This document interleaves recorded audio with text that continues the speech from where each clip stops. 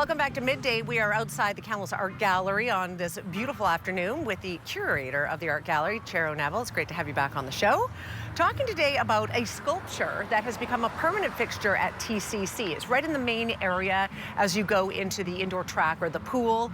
And we're standing here because it's done by the same artist that did this one. Yeah, the artist is Cameron Kerr, and this work people are familiar with, and it was designed as a commemoration to the wildfires in 2003. And so the new work is called Freud's Ceiling. It's a work that he did in 2012, and it's now permanently installed in front of TCC. So it is, in part because of our long-standing relationship with Cameron, and because the work is in our permanent collection and we needed a permanent home for it.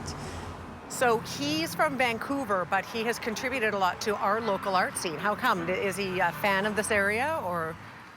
There isn't any obvious connection other than he had worked here on this work for quite a long time as they were developing this building. And then I included him in another exhibition. So these kind of projects come out of a lot of research that I do and knowing about practices of artists like Cameron. And I actually was involved in some part with his project in Vancouver that this Freud's Ceiling work came out of, and it was to commemorate their 125th anniversary. And so he did a series of works in marble, which is his preferred medium, and it was originally installed at the Queen Elizabeth Plaza there, and so eventually it needed its permanent home.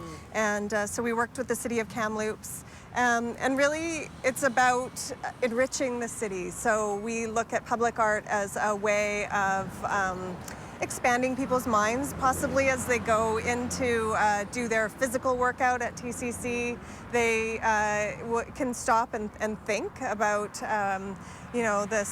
this creation in front of them.